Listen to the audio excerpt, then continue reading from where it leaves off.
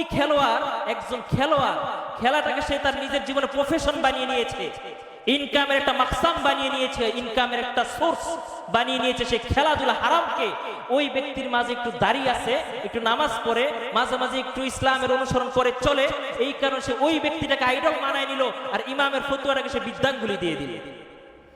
সে বলতে হাসি মামলা টাকা কামায়, হারাম হইলে কি সেইটা করে? আরে ভাই, আমার কথা হলো কে কি করলো ওইটা তো কোনো দলিল নয়। দলিল হবে কোরআন, দলিল হবে হাদিস, ঠিক কিনা? কোরআনে যা থাকবে, হাদিসে যা থাকবে, সেটাই হবে দলিল। কোন ব্যক্তি কি করলো, আমি ইমাম কি করলাম, ওই সৌদি আরবের সাহেবরা কি করলো, এটা কোনো দলিল হতে পারে না। দলিল হবে ওইটাই যদি আমার কোরআনের ভিতরে থাকে সেটা আমি করব, যদি আমার হাদিসের ভিতরে থাকে সেটা আমি করব।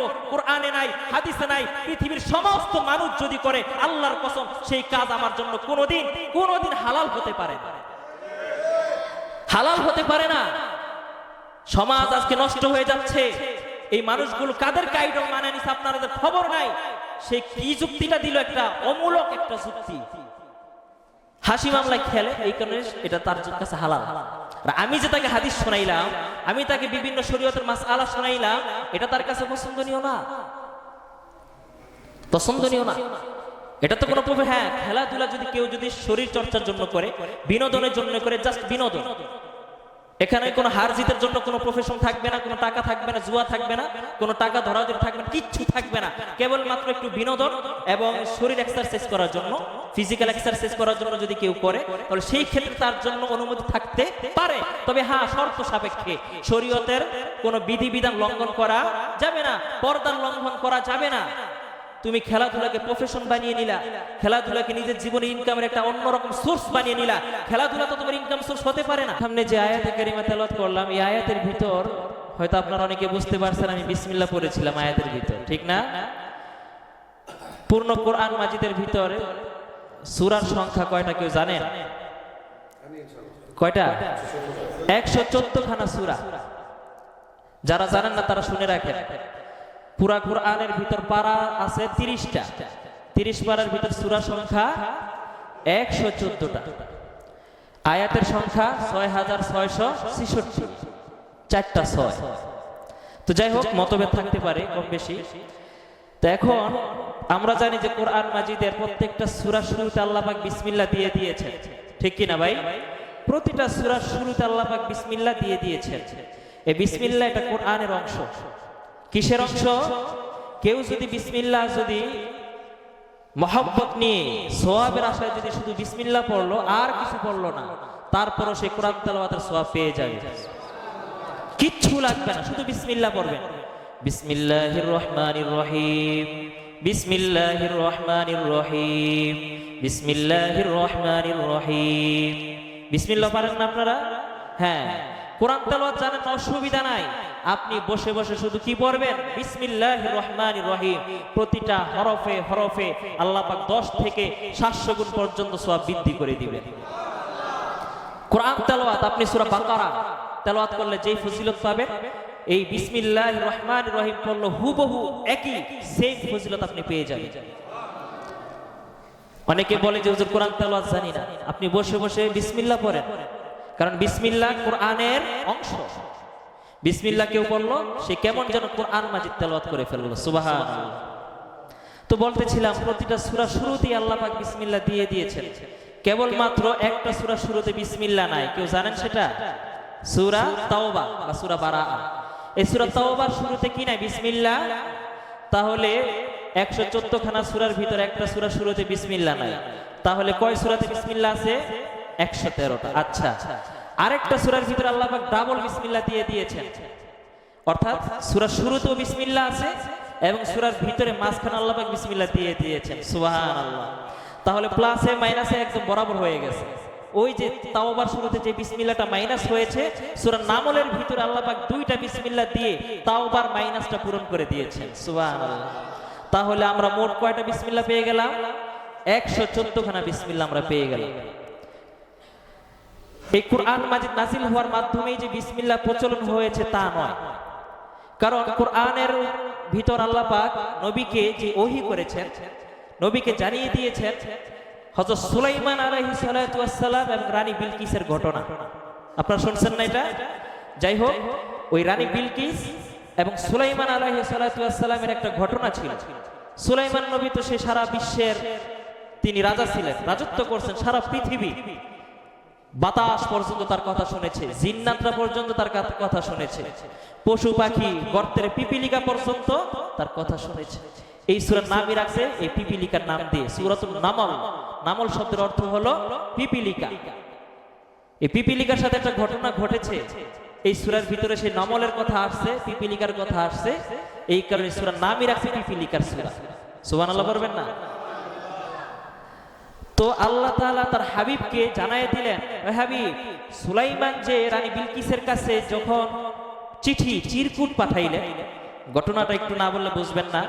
তো সুলাইমান বাদশাহ তিনি সারা বিশ্বের রাজা, তিনি তার ছাড়া আশেপাশে কোনো কেন্দ্রীয় কোনো নেতা নেই, আঞ্চলিক কোনো নেতা নেই, সারা বিশ্বের প্রেসিডেন্ট, সারা বিশ্ব রাজত্ব শাসন করে কে?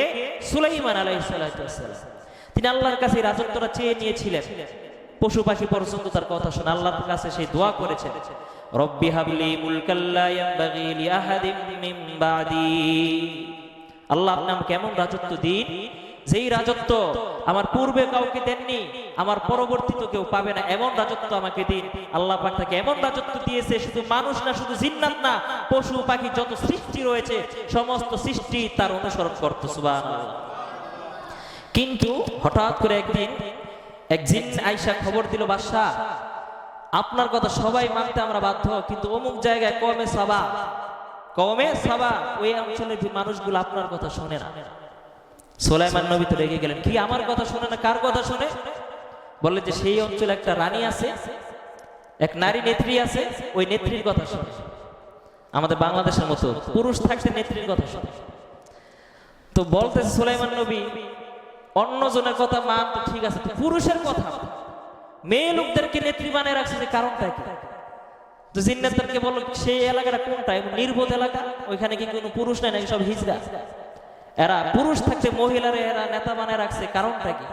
কোথায়? খোঁজ নাও। খোঁজ নেওয়ার পর লম্বা কাহিনী বলার সময় নেই। তো ওইখানে সংবাদ দিলেন রানী বিলকিসের কাছে। সংবাদ পৌঁছানোর আগেই রানী বিলকিস সে এখানে সুলাইমানের কাছে চলে আসবে এই মর্মে একটা পত্র প্রেরণ করলেন। তো পত্রের শুরুতে লেখা ছিল সুলাইমান নবী রানী বিলকিসকে এই যে তাকে অবগত করার জন্য, যে সে যে বাদশা, আল্লাহর পয়গাম্বর, আল্লাহর পক্ষ থেকে সে যে একজন শাসক, এই বিষয়টা রানী বিলকিসকে অবগত করানোর জন্য সে একটা সুন্দরভাবে একটা চিঠি লিখলেন। ওই চিঠির শুরুর ভূমিকাটা ছিল এই যে ওয়াইন্নাহু মিন সুলাইমান ওয়াইন্নাহু বিসমিল্লাহির রহমানির রহিম। পত্রের শুরুতে লিখে দিলেন যে এই পত্রের প্রেরক হচ্ছে সুলাইমান ইবনে দাউদ, আর আমি বিসমিল্লাহির রহমানির রহিম, অর্থাৎ আমি মহান মহিময় ওই রবের আল্লাহ তাআলার নামে শুরু করিতেছি। সুবহানাল্লাহ। সুলাইমান ইবনে দাউদের পক্ষ থেকে চিঠি আমি আল্লাহর নামে শুরু করলাম। এরপর সেই চিঠিটা লিখে রানী বিলকিসের রাজপ্রাসাদে হুদহুদ নামক এক পাখির মাধ্যমে সে রানী বিলকিসের সূক্ষ্ম ভবন, যেখানে কেউ ঢুকতে পারে না, কোনো দরওয়াজা কোনো জানালা নাই, সব দিকে সিকিউরিটি গার্ড, কোনো পশু পাখি পর্যন্ত ঢুকতে পারে না, এমন একটা দুর্গম এক কেল্লার ভিতরে তার বেডরুমের ভিতরে ওই পাখির মাধ্যমে ওই চিরকুটটা তার বিছানার উপর রেখে আসছে। সুবহানাল্লাহ। রানী বিলকিস দেখে তো অবাক, কিরে এই জায়গায় কোনো মানুষ তো আসা দূরের কথা, পশু পাখি পর্যন্ত আসতে পারে না, সেই জায়গায় সুন্দরভাবে চিরকুটটা আসলো কোত্থেকে? খুলে দেখে যে এখানে সুলাইমান নামক এক ব্যক্তি সে পাঠিয়েছে, এবং সে শুরু করেছে কার নামে? আল্লাহর নামে। আল্লাহর নামে। তাহলে বোঝা গেল কোরআন নাজিল হয়েছে কত? ১৫০০ বছর আগে। সুলাইমান নবীর আগমন, এই ঘটনা কি কোরআন নাজিলের আগে না পরে? আগে, অনেক আগে।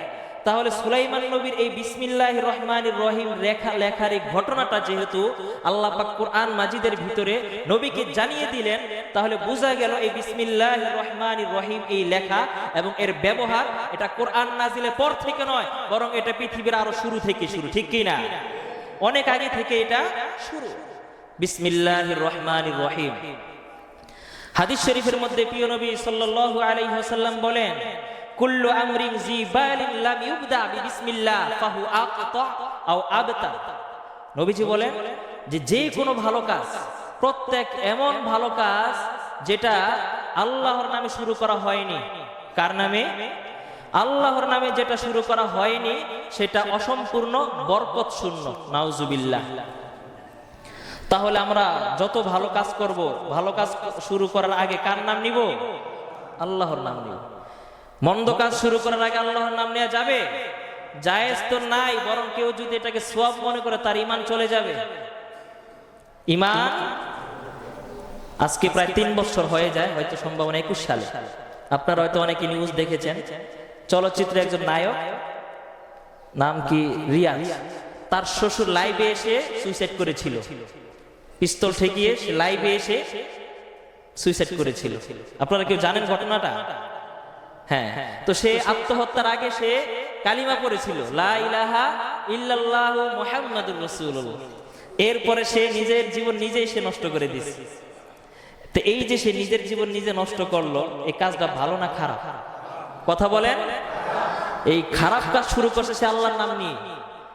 তো ওই ইস্যু চলাকালীন অবস্থা আমার প্রোগ্রাম ছিল মাওয়া হাইওয়ের পাশে। তো সেখানে আমাকে চির করে প্রশ্ন করা হলো যে হুজুর, কেউ যদি কালিমা পড়ে সুইসাইড করে আত্মহত্যা করে তাহলে সে কি জান্নাতে যাবে কি? বিষয়টা বুঝতে পারছেন? কারণ রাসূলের আরেকটা হাদিস আছে, মান আখির কালামিহি লা ইলাহা ইল্লাল্লাহ দাখালাল জান্নাহ। যে ব্যক্তির সর্বশেষ বাক্য হবে লা ইলাহা ইল্লাল্লাহ, তাহলে সে কোথায় যাবে? জান্নাতে। তো এই ব্যক্তি লা ইলাহা ইল্লাল্লাহ পরে আত্মহত্যা করেছে, এখন সে কি জান্নাতে যাবে কি? তা আমি বললাম যে দেখেন, যেই বিষয়টা হারাম সেটা হারামই থাকে। এখন সে ওটা যদি আল্লাহর নাম নিয়ে করুক, বিসমিল্লাহ বলেও যদি করে, তারপর হারাম কোনোদিন কি হয় না? হালাল হয় না। যেমন উদাহরণ দিলে বুঝবেন, মদ খাওয়া হালাল না হারাম? এখন কেউ যদি বিসমিল্লাহ বলে বোতল টানে, এটা কি তার জন্য হালাল হবে? না। হবে ভাই? হারাম, সেটা হারাম। এখন কেউ যদি বলে যে আলহামদুলিল্লাহ আমি মদ খেয়ে ডান, 1 বোতল মদ ডান, 1 বোতল মদ বিতে দিছি, আলহামদুলিল্লাহ। এখন তার এই আলহামদুলিল্লাহ বলাটা উচিত হয়েছে নাকি অনুচিত হয়েছে? শুধু অনুচিত না, সে যদি এটাকে সওয়াব মনে করে তাহলে তার ঈমান চলে যাবে। তার ঈমান চলে যাবে। হারাম কাজে, অন্যায়ের কাজে আল্লাহর নাম নেওয়া যাবে না। আমরা এটা বুঝি না। এজন্য আমরা হারাম খেলাধুলায়, সেখানে আমরা বিজয়ী হয়ে খেলাধুলায় জিতে আমরা আলহামদুলিল্লাহ বলে ক্যাপশন দেই, আলহামদুলিল্লাহ। তুমি একটাবার চিন্তা করলা না এই খেলাধুলার পক্ষে আমার আল্লাহ আছে না নাই? নাই। তাই আমি হারাম কাজ করে আমি কিভাবে আলহামদুলিল্লাহ বললাম? ওরে বাবা রে বাবা, আলহামদুলিল্লাহ। বিষয়টা এমন, কেউ চুরি করে ধরা খায় নাই, চুরি করে বাড়িতে গিয়ে দিল আলহামদুলিল্লাহ 10 লক্ষ টাকা চুরি করে আসছে। বিষয়টা এমন, চোরে চুরি করতে গেছে, ধরা পড়ে না, বাড়িতে এসে পোস্ট করছে আলহামদুলিল্লাহ সফল। এই আলহামদুলিল্লাহ দাম আছে ভাই? আল্লাহর সাথে হাসি তামাশা ছাড়া কিচ্ছু নয়। নবীজি বললেন, কুল্লু আমরিন জিবালিন লাম ইউবদা বিসমিল্লাহ ফাহু আখতা আও আবতা। প্রত্যেক ভালো কাজে যদি বিসমিল্লাহ বলা না হয় তাহলে সেই কাজটা বরকত শূন্য থাকে, অসম্পূর্ণ থাকে, লেজ কাটা হয়ে যায়, অসম্পূর্ণ থেকে যায়। প্রত্যেক ভালো কাজ করার আগে কার নাম নিব আমরা? আল্লাহর নাম নিব। বিসমিল্লাহির রহমানির রহিম। কাজের ভিন্নতায় এই বিসমিল্লাহটা ভিন্ন হয়ে যায়। যেমন কোরআনের মধ্যে কোরআন তেলাওয়াতের শুরুতে আমরা এই বিসমিল্লাহির রহমানির রহিম এইভাবেই আমরা পড়ি। আবার আমরা যখন ঘর থেকে বের হব, খেয়াল করেন, সেখানেও বিসমিল্লাহ আছে না নাই? কিন্তু একটু ভিন্ন ভাবে। সেখানে আছে কিভাবে? বিসমিল্লাহি তাওয়াক্কালতু আলাল্লাহ, বিসমিল্লাহি তাওয়াক্কালতু আলাল্লাহ, লা হাওলা ওয়ালা কুওয়াতা ইল্লা বিল্লাহিল আলিয়্যিল আযীম। এখানেও বিসমিল্লাহ আছে, কিন্তু আকৃতিটা ভিন্ন। বিসমিল্লাহ এখানেও আছে, ভিন্ন। এরপরে আপনি সকালে পড়বেন, সন্ধ্যায় পড়বেন বিসমিল্লাহ, আল্লাহর নামে আপনি দিনটা শুরু করবেন, কিন্তু এটা একরকম না, এটাও ভিন্ন। বিসমিল্লাহিল্লাযী লা ইয়াদুররু মা ইসমিহি শাইউন ফিল আরদি ওয়ালা ফিস সামা ওয়া হুয়াস সামিউল আলীম। খাবারের শুরুতে আপনি বিসমিল্লাহ পড়বেন, কিন্তু ভিন্নভাবে। বিসমিল্লাহি ওয়া আলা বারাকাতিল্লাহ। যদি কেউ এটা না পারে তাহলে সে বিসমিল্লাহির রহমানির রহিম পড়বে, অসুবিধা নাই। মসজিদে ঢোকার আগে আপনি বিসমিল্লাহ পড়বেন কি পড়বেন না? অবশ্যই পড়বেন, কিন্তু সেটা অন্যভাবে। বিসমিল্লাহি ওয়াস সালাতু ওয়াস সালামু আলা রাসূলিল্লাহ আল্লাহুম্মা আফতাহ লি আবওয়াবা রাহমাতিক। এই দোয়া না পারলে তার জন্য ওই যে সহজ বিসমিল্লাহ, যদি এইটা না পারেন ওই সহজটা যেটা শুরুতে জন্ম থেকে শিখছেন ওইটা পড়েন। কিন্তু আমরা আফসোস লাগে এটাও পড়ি না, বিসমিল্লাহ এটাও পড়ি না। আগে দেখতাম ছোটবেলা আমরা দেখছি, আপনারা যারা সিনিয়র আছেন অবশ্যই আপনারা দেখছেন, গ্রাম দেশে যদি কখনো কোনো খাবারের আয়োজন হতো তো সবাই বসে থাকতো, সকলের সামনে যখন খাবার পরিবেশন করা হতো তখন একজন মুরব্বী তিনি বলতেন, এই বিসমিল্লাহ শুরু করো, বলতো কিনা বিসমিল্লাহ শুরু করো সবাই। তো এখন এই নিয়মটা আছে কিন্তু বিসমিল্লাহটা বাদ হয়ে গেছে। এখন বলে এই শুরু করো শুরু করো, মাঝখানে বিসমিল্লাহটা দিল ফালাইয়া। সমাজে বরকত আসবে কোত্থেকে বলেন? শান্তির মালিক কে? সে আল্লাহকে বাদ দিয়ে শান্তি পাওয়ার আশা করা যাবে? শান্তি নাই।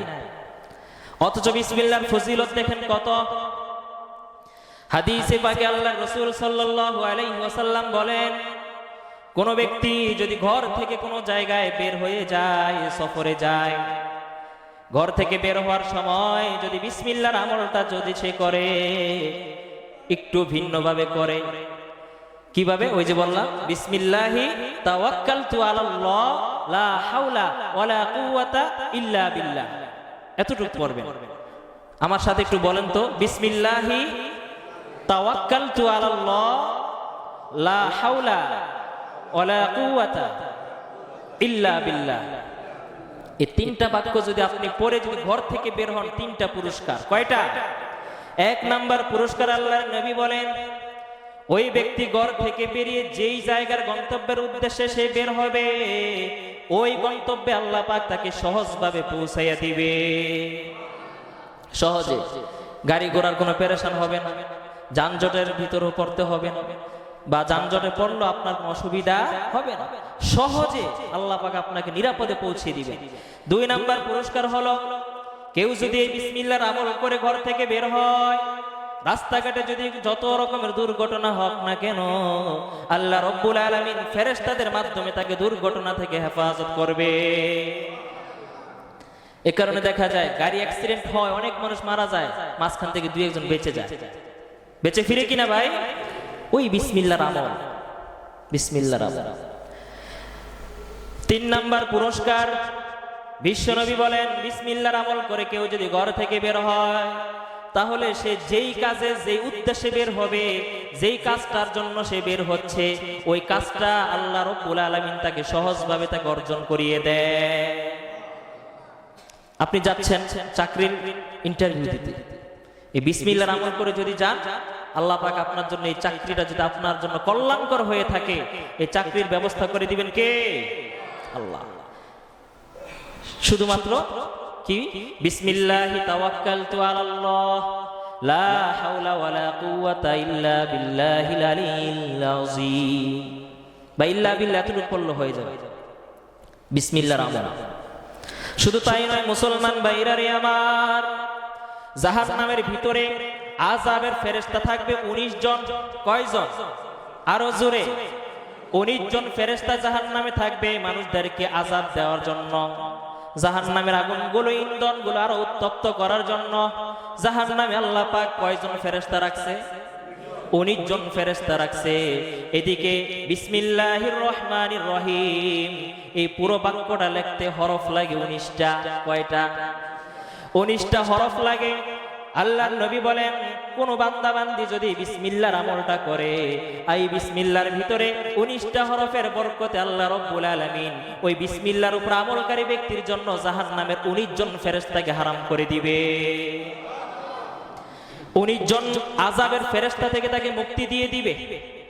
কোন আমল করলে? বলেন সবাই, বিসমিল্লাহির রহমানির রহিম। বিসমিল্লাহির রহমানির রহিম বললে জাহান্নামের 19টা গজবের ফেরেশতা থেকে আল্লাহ মুক্তি দিয়ে দেয়। শুধু তাই নয় মুসলমান, তাফসীরের ভিতরে আসছে আল্লাহ রাব্বুল আলামিনের 3000 নাম আছে। কয় হাজার? নতুন নতুন মনে হয়, মনে হয় না নতুন? সারা জীবন শুনলাম আল্লাহর নাম হইছে 99টা, এখন হুজুরে কয় 3000। ব্যাপারটা কি? আল্লাহ। riwayat ভিতরে পাওয়া যায় আল্লাহ রাব্বুল আলামিনের নাম হচ্ছে 3000। 1000 নামকে আল্লাহ পাক সমস্ত ফেরেশতাদেরকে দিলেন, বাকি রইল কয় হাজার? আর 1000 নাম আল্লাহ রাব্বুল আলামিন সমস্ত নবী রাসূলদেরকে শিক্ষা দিলেন, বাকি রইল কয় হাজার? এরপর 300 নাম আল্লাহ রাব্বুল আলামিন তাওরাতের ভিতরে দিয়ে দিলেন, বাকি রইল কত? হ্যাঁ 700। 300 নাম আল্লাহ পাক জাবুর কিতাবের ভিতরে দিয়ে দিল, আর 300 নাম আল্লাহ রাব্বুল আলামিন ইনজিল কিতাবের ভিতরে দিয়ে দিল, গেল 900। আছে কত? আর 100 নামের ভিতরে আল্লাহ রাব্বুল আলামিন তার নিজের জন্য একটা জাতি নাম পছন্দ করে রাখলেন, সেটা হলো আল্লাহ। সবাই বলেন কি? আল্লাহ। এই নামটাকে আল্লাহ পাক তার জাতের জন্য, তার সত্তার জন্য, ব্যক্তির জন্য আল্লাহ পাক আল্লাহ নামটাকে চয়ন করে রাখলেন। বাকি রইল কত? 99টা নাম আল্লাহ রাব্বুল আলামিন কোরআনে হাকিমের ভিতরে দিয়ে দিলেন। আল্লাহ বলেন, কোন বান্দা কিংবা বান্দি যদি 99টা নাম এবং পূর্বের সমস্ত 3000 নামের যদি কেউ বরকত পেতে চাও, তাহলে বিসমিল্লাহির রহমানির রহিমের ভিতরে আমি পূর্বের 3000 নামের বরকত ঢুকিয়ে দিলাম। কেউ যদি বিসমিল্লাহির রহমানির রহিমের আমল করে, আমি পূর্বের 3000 নামের বরকত তাকে দিয়ে দিব। বিসমিল্লাহর জিকির করলে 3000 নামের বরকত আমরা পেয়ে যাব। আল্লাহু আকবার। আমলটা ছোট, প্রতিদানটা কি ছোট না বড়? অনেক বড়, অনেক বড়। এই কারণে সব কাজ শুরু করার আগে আমরা কি বলবো? জুয়া খেলার আগে কি বলবো? বিড়ি টানার আগে কি বলবো? এক ওয়াজ দেখলাম, ওয়াজ করতেছে, বিড়ি খাওয়ার দোয়া শিখাইতেছে। বিড়ি খাওয়ার দোয়া শিখাইতেছে কি? নিজে নিজে বানাইছে বিড়ি খাওয়ার দোয়া। আল্লাহুম্মা বারিক লানা ফিমা, বিড়ি টানা দোয়া বানাইছে, বিড়ি খাওয়ার দোয়া। মানুষদেরকে তো খাওয়াতে হবে, মানুষ যেটা চাই এটা তো দিতে হবে। পাবলিক তো বুঝে না, পাবলিকের চাহিদা শেষ নাই রে ভাই। পাবলিককে হুজুর আমরা তো বিড়ি বুড়ি টানি, একটা দোয়া শিখাই দেন যাতে এটা আমাদের জন্য একটু সহজ হয়ে যায়। মানে হুজুরও পাইছে হেমন মনের মতো হুজুর, যা পাবলিকরা নিরাশ করে নাই। ঠিক আছে, তুই সব দোয়াই যখন পারো, বিড়ি খাওয়ার দোয়াটা শিখে নাও। আল্লাহুম্মা বারিক লানা ফিমা, বিড়ি টানা। কি সুন্দর দোয়া শিখাই দিছে আল্লাহ। তো বলতেছিলাম, হারাম কাজে সাবধান। আপনি আল্লাহর নাম নেওয়া যাবে না। যদি নেন এবং এটাকে যদি আপনি সওয়াবের আশা করেন, ঈমান থাকবে না। হারাম কাজ হারাম মনে করেই করেন, অসুবিধা নাই। কিন্তু সেইখানে যদি আপনি কোরআন লাগান, হাদিস লাগান, এটা তো চুরি চুরি সিনা চুরি। সিজদা দিতে হয়, মানুষ আল্লাহকে সিজদা দেয় কি দেয় না? পবিত্র অবস্থায় না নাপাক অবস্থায়? পবিত্র অবস্থা আল্লাহকে সিজদা দাও, এটা আদেশটা কে করেছেন? ইয়া আইয়ুহাল্লাযীনা আমানু ইযা কুনতুম ইলাস সালাহ ফাগসিলু আইদিয়াকুম ওয়া আরজুলাকুম ইলাল কা'বাইন। সূরা মায়েদা আল্লাহ পাক জানাই দিলেন, বান্দা নামাজে যখন দাঁড়াইবা, আমি আল্লাহকে যখন সিজদা দিবা, অপবিত্র হয়ে দিও না, বরং তুমি সুন্দর করে ওযু করে গোসল করে পাক পবিত্র হয়ে আমি আল্লাহকে সিজদা দাও। এখন আজকে সমাজের ভিতরে দেখা যায় যুবকরা পাগল হয়ে যায় এগো দেখা যে পাকিস্তানের প্লেয়ার, আফগানের প্লেয়ার কত বালাহেরা, কত পরেজগার, আল্লাহরে ভয় পায়, 100 করে সেঞ্চুরি করে উইকেট পাইয়া সে আল্লাহকে সিজদা দেয়। ও মুসলমান যুবক বন্ধু আমার, একটা প্রশ্ন তোমাদের কাছে, ওই যে যে খেলোয়াড়টা 1 ঘন্টা 2 ঘন্টা মাঠের ভিতরে খেললো, ওই ব্যক্তির ভিতরে কি ওযু আছে না নাই? ওযু আছে? এই যে মানুষটা অপবিত্র অবস্থায় নাপাক ভাবে সে আল্লাহকে সিজদা দিতেছে, আর এটাকে সে ক্রেডিট নিতেছে। শুধু সে নিজে ক্রেডিট নেয় না, তার হাজার হাজার লক্ষ লক্ষ ফ্যান ফলোয়ার পর্যন্ত গর্ববোধ করে, প্রাউড ফিল করে, আমার খেলোয়াড়, আমার প্রিয় খেলোয়াড়, সে আল্লাহর সিজদা দেয়। খেলাধুলা তো হারাম, এই খেলাধুলার মাধ্যমে উপার্জন করে, এটাও কি? এই সবাই বলেন কি? জুয়া খেলার উপার্জন। জুয়া খেলার প্রসঙ্গ বাদ, আমি ক্রিকেট ফুটবল খেলার কথা বলতেছি। তো বলে দিলাম হারাম, হাদিসও বলে দিলাম। একটু উপর যাওয়ার পর তার মনোভূত হয় নাই ব্যাখ্যাটা। অনেক মানুষ আছে সুবিধাবাদী, মাসআলা যদি তার অনুকূলে থাকে, হুজুরটা ভালো রে, যখন মাসআলা তার বিপরীত দিকে চলে যায়, হুজুর কি জানে, আর কত বড় বড় হুজুর আছে। এমন সুবিধাবাদী কিছু ফতুয়াবাদ আছে না নাই? তো ওই লোকটা বাহিরে আরেকজনকে বলতেছে, হ্যাঁ হুজুর কি জানে, কে সাউথ আফ্রিকার হাসিম আমলা কি কম বুঝে, হেইবারে তো ক্রিকেট খেলে টাকা না। যুবকরা বুঝবে হাসিম আমলা মুসলমান কিনা। শুধু মুসলমান না, দাঁড়িয়ে আছে, নামাজ পড়ে, রোজা রেখে নাকি খেলছে সে। ওই খেলোয়াড়, একজন খেলোয়াড়, খেলাটাকে সে তার নিজের জীবনে প্রফেশন বানিয়ে নিয়েছে। ইনকামের একটা মাকসাম বানিয়ে নিয়েছে, ইনকামের একটা সোর্স বানিয়ে নিয়েছে। সে খেলাধুলা হারামকে ওই ব্যক্তির মাঝে একটু দাঁড়িয়ে আছে, একটু নামাজ পড়ে, মাঝে মাঝে একটু ইসলামের অনুসরণ করে চলে, এই কারণে সে ওই ব্যক্তিটাকে আইডল মানায় নিল, আর ইমামের ফতুয়াটাকে সে বিদ্যাঙ্গুলি দিয়ে দিল। সে বলতে হাসি মামলা টাকা কামায়, হারাম হলে কি সেইটা করে? আরে ভাই, আমার কথা হলো কে কি করলো ওইটা তো কোনো দলিল নয়। দলিল হবে কোরআন, দলিল হবে হাদিস, ঠিক কিনা?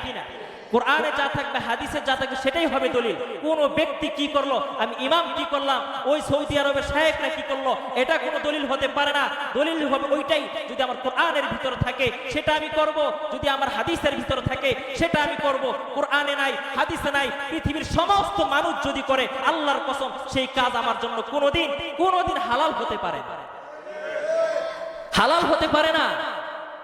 সমাজ আজকে নষ্ট হয়ে যাচ্ছে। এই মানুষগুলো কাদেরকে আইডল মানে নিছে আপনাদের খবর নাই। সে কি যুক্তিটা দিল, একটা অমূলক একটা যুক্তি, হাসি মামলায় খেলে, এই কারণে এটা তার কাছে হালাল। আর আমি যে তাকে হাদিস শোনাইলাম, আমি তাকে বিভিন্ন শরীয়তের মাসআলা শোনাইলাম, এটা তার কাছে পছন্দনীয় না, পছন্দনীয় না। এটা তো কোনো প্রফেশন। হ্যাঁ, খেলাধুলা যদি কেউ যদি শরীর চর্চার জন্য করে, বিনোদনের জন্য করে, জাস্ট বিনোদন, এখানে কোনো হার জিতের জন্য কোনো প্রফেশন থাকবে না, কোনো টাকা থাকবে না, জুয়া থাকবে না, কোনো টাকা ধরাধরি থাকবে না, কিচ্ছু থাকবে না। কেবলমাত্র একটু বিনোদন এবং শরীর এক্সারসাইজ করার জন্য, ফিজিক্যাল এক্সারসাইজ করার জন্য যদি কেউ করে, তাহলে সেই ক্ষেত্রে তার জন্য অনুমতি থাকতে পারে। তবে হ্যাঁ, শর্ত সাপেক্ষে। শরীয়তের কোনো বিধিবিধান লঙ্ঘন করা যাবে না, পর্দার লঙ্ঘন করা যাবে না। তুমি খেলাধুলাকে প্রফেশন বানিয়ে নিলা, খেলাধুলাকে নিজের জীবনে ইনকামের একটা অন্যরকম সোর্স বানিয়ে নিলা। খেলাধুলা তো তোমার ইনকাম সোর্স হতে পারে না, হারাম। আবার তুমি যুক্তি দাঁড় করাও। যাই হোক মুহতারাম হাজিরিন, বলতেছিলাম এই খেলাধুলার ভিতরে উইন হয়ে বিজয় লাভ করার পর আবার অনেক স্ট্যাটাস দেয় আলহামদুলিল্লাহ, আবার কে আলহামদুলিল্লাহ। আরে কপাল পরা মুসলমান, তুমি একটু মাসালা বুঝো। হ্যাঁ, কোথায় আলহামদুলিল্লাহ বলবে সেটাও সে বুঝে না। আল্লাহ। তো মুসলমান বলতেছিলাম যেটা, সেটা হলো বিসমিল্লাহর আমল। কিসের আমল? এই যে বিসমিল্লাহর আমল। বিসমিল্লাহর ভিতর হরফ আছে কয়টা জানো? 19টা। জাহান্নামে আযাবের ফেরেশতা কয়টা? আপনি যদি বিসমিল্লাহর আমলটা করেন, আল্লাহ পাক 19 জন আযাবের ফেরেশতা থেকে আপনাকে কি দিবে? মুক্তি দিয়ে দিবে। এরপর বিসমিল্লাহর আমল করে পূর্বের 3000 নামের বরকত আপনি পেয়ে যাবেন। বিসমিল্লাহর ভিতর শুধু বরকত আর বরকত। সুবহানাল্লাহ বলবেন না?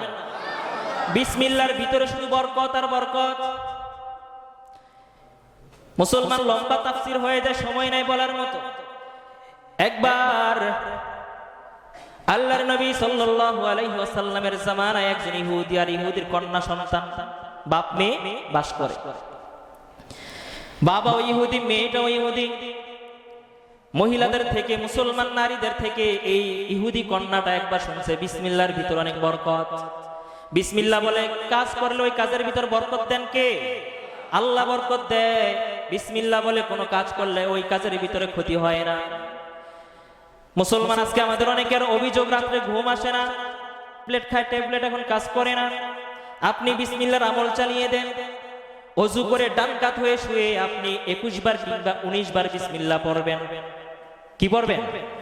19 বার কিংবা 21 বার আপনি বিসমিল্লাহ পড়বেন।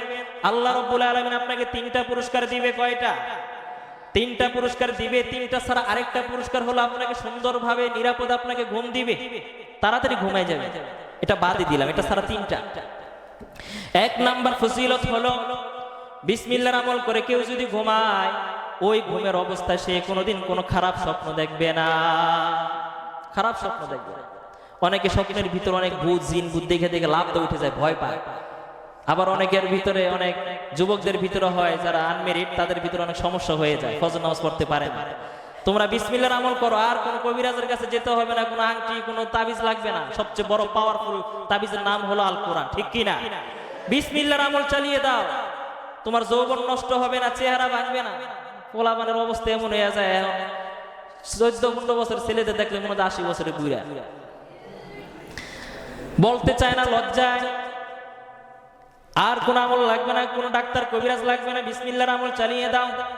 বিসমিল্লাহর আমল চালাইলে এই সমস্ত নাপাক কাজ এবং শয়তানি কাজ থেকে রক্ষা দিবেন কে? 2 নাম্বার পুরস্কার হলো বিসমিল্লাহ বলে কেউ যদি ঘুম যায়, তাহলে এই যে এই ব্যক্তির ঘর এবং তার আর্থিক সম্পদ, যত রকমের সম্পদ আছে সব কিছুকে আল্লাহ রব্বুল আলামিন ফেরেশতাদের মাধ্যমে পাহারার ব্যবস্থা করে দিবে।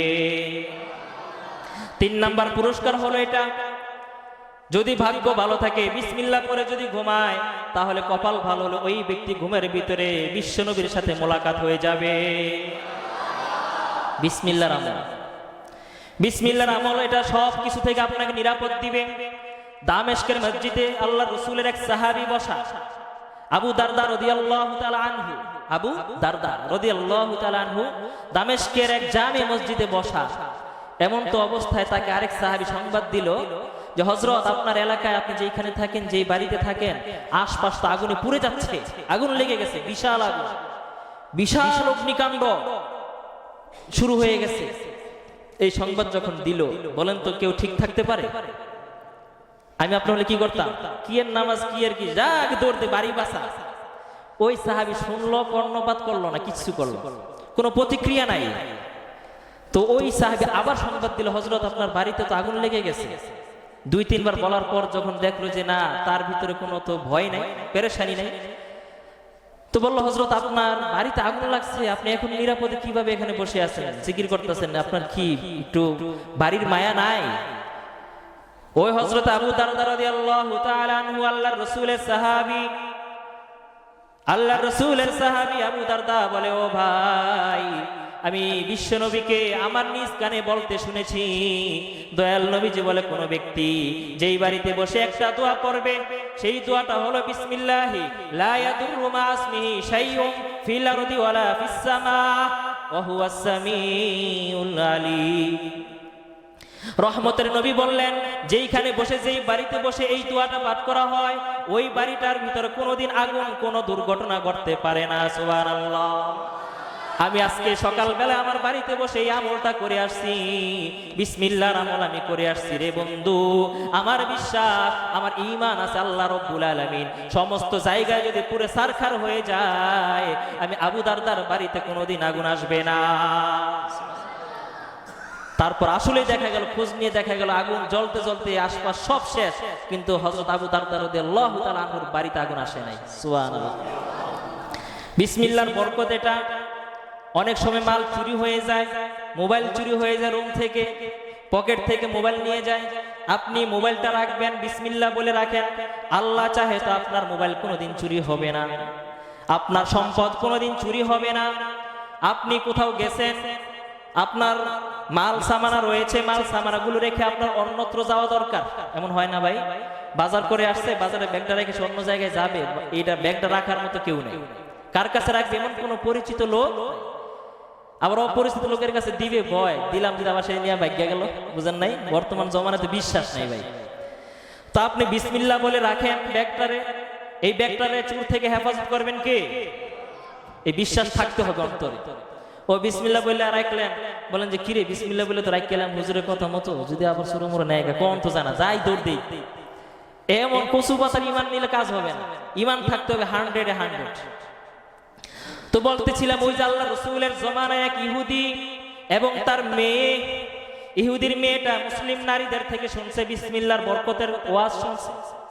বিসমিল্লাহর ভিতরে অনেক ফজিলত, বিসমিল্লাহ বললে মাল সামান নিরাপদ থাকে, বিসমিল্লাহ বলে রান্না করলে রান্নার সুস্বাদু বেড়ে যায়, বিসমিল্লাহ বললে ঘর ঝাড়ু দিলে ঘরের ভিতরে বরকত আসে, বিসমিল্লাহ বলে বাচ্চাকে দুধ খাওয়াইলে ওই দুধ বাচ্চা খাইবে, ওই দুধের বরকতে বাচ্চাকে আল্লাহ পাক দিনের জন্য কবুল করবে। আজকে মায়েরা বাচ্চাকে স্তনে দুধ খাওয়ায় আর মোবাইল টিভি দেখে। দুরুদ পড়েন আপনি, দুরুদ পড়ে আর বিসমিল্লাহ পরে বাচ্চাটাকে দুধ খাওয়ান, প্রত্যেকটা ফোঁটায় ফোঁটা আল্লাহ পাক এই বাচ্চার অন্তরে নূর দান করে দিবে, নূর পয়দা করে দিবে। এই বাচ্চাটা বড় হয়ে কোনোদিন ইসলামের বিরুদ্ধে যাবে না। ও ইহুদির মেয়েটা সব কাজের আগে কি পড়ে? বিসমিল্লাহ পড়ে। মানে ইহুদি এটা সহ্য করতে পারে? ইহুদির জাত শত্রু মুহাম্মদ, আর সেই মুহাম্মদের কোরআন তুই আমার বাড়িতে আনস, মেয়েটার কিছু বলতেও পারে। তাহলে ইহুদি ভাবতেছে কি করা যায়। ইহুদি একটা কৌশল অবলম্বন করলো। একদিন ইহুদি কি করলো, ব্যবসা থেকে আসে ওই টাকা পয়সা চালানগুলো সব বের করে মেয়ের হাতে দিল, সাথে করে একটা আংটি মেয়েকে দিল, বললো যে মা এগুলো রাখ। ওই ইহুদি কন্যাটা বাবার থেকে টাকা পয়সা এবং ওই স্বর্ণের আংটিটা নিয়ে পাতিলের ভিতরে রাখে, আর কি পরে? বিসমিল্লাহির রহমানির রহিম পরে। বাবা তো আরো বেশি খেপে যায়, বাবাকে আচ্ছা রাখ, তোর বিসমিল্লাহ আজকে ছুটাইতেছে। রাত্রেবেলা মেয়েটা যখন ঘুমিয়ে যায়, গভীর রাত যখন হয়ে যায়, ওই ইহুদি লোকটা চুপে চুপে উঠে যেই জায়গার ভিতরে তার কন্যায় স্বর্ণের আংটিটা রেখেছিল, টাকাগুলো ওইখানে রেখে আংটিটা নিয়ে সে সমুদ্রে ফেলে দিল। উদ্দেশ্য হলো মেয়েটাকে অপমান করবে আর এই মেয়ের অন্তর থেকে বিসমিল্লাহর ঈমানটাকে সরিয়ে দিবে। নাউজুবিল্লাহ। পরদিন সকালবেলা বাবা একটা বিরাট বড় মাছ এনে মেয়েকে দিল, মা এটা কাট, সুন্দর করে ভুনা কর। মেয়েটা মাছটা নিল, কোটা শুরু করলো, কি বলে? বিসমিল্লাহ বলে মাছ কাটা শুরু করলো। মাছ কাটা শুরু করার পর দেখে মাছের পেটের ভিতরে পেটি বার করতে গিয়ে দেখে ওই যে বাবার দেওয়া আংটিটা, বাবার দেয়া আংটিটা মাছের পেটের ভিতরে। মেয়ের আর বুঝতে বাকি রইল না, আরে এটা তো আমার বাবার দেয়া আংটি। মেয়ে বুঝে ফেললো। মেয়ে আবার সেখান থেকে বাবার বাধ্য কন্যার মতো কাজ করলো, সুন্দরভাবে আংটিটা পরিষ্কার করে আবার আগের জায়গায় রেখে দিল। দুপুরবেলা খাবার দাবার শেষ করিয়া ইহুদি লোকটা এবার দাঁত বাঁকা করে হাসি দেয়। এবার মনে মনে খুশি, আজকে মাইয়ের অপমান করবো, বিসমিল্লাহর মজা আজকে বুঝামু। এবার বাবা ডাক দিয়ে বলে, মা কালকে যে আংটিটা দিলাম, আংটিটা একটু দাও, টাকা লাগবে না, শুধু আংটিটা দাও। এবার মেয়ে ওই পাতিলের ঢাকনাটা উঠাইয়া বিসমিল্লাহ বলে ডান হাত যখন দেয়, ডান হাত দিয়ে আংটিটা এনে ওই ইহুদি লোকের হাতের ভিতরে দিয়ে দেয়। ইহুদি লোকের চোখ বের হয়ে কপালে উঠে গেছে। কিরে আংটি মা, তুমি কোথায় পাইলে আংটি? মেয়ে বলো, বাবা গতকাল তুমি যে আংটিটা আমাকে দিলা, ওই আংটিটা আমি বিসমিল্লাহ বলে পাতিলের ভিতরে রেখেছিলাম। জানি না কোথায় কোন অবস্থায় আংটিটা, ওই যে তুমি সকালবেলা যেই মাছটা নিয়ে এসেছো বাজার থেকে, ওই মাছের পেটের ভিতরে কিভাবে গেল আমি জানি না। ইহুদি লোকটার চোখ থেকে অঝর দ্বারায় অশ্রু পড়া শুরু হয়ে গেল, গালগুলো বেয়ে বেয়ে অঝর দ্বারায় চোখের পানিগুলো পড়ে, আর বলে, মা আসলে ব্যাপার তো এটা নয়, আমি তোমাকে তোমার কাছে তোমার আল্লাহর সম্পর্কে ঈমানটাকে হালকা করার জন্য আমি যে কৌশল করেছিলাম, আমি চেয়েছিলাম আংটিটা আমি লুকিয়ে সমুদ্রে ফালাইয়া দিয়া, তুমি যখন আংটি খুঁজবা তখন আংটি পাইবা না, তখন তুমি বুঝবা যে বিসমিল্লাহর পাওয়ার নাই। নাউজুবিল্লাহ। তখন তুমি বুঝবা বিসমিল্লাহর পাওয়ার নাই। এই কারণে আমি তোমার সাথে এরকম একটা গেম খেলতে চাইলাম, কিন্তু মা আসলে না না না, আসলেই বিসমিল্লাহর ভিতরে বরকত আছে না নাই? ও মা, আর দেরি নয়, আর দেরি নয়, তুমি একা নয়, একা নয়, যদি বিসমিল্লাহর আমল করতে হয় চলো বাপ মেয়ে একসাথে বিসমিল্লাহর গ্রুপে জয়েন দিয়ে দে।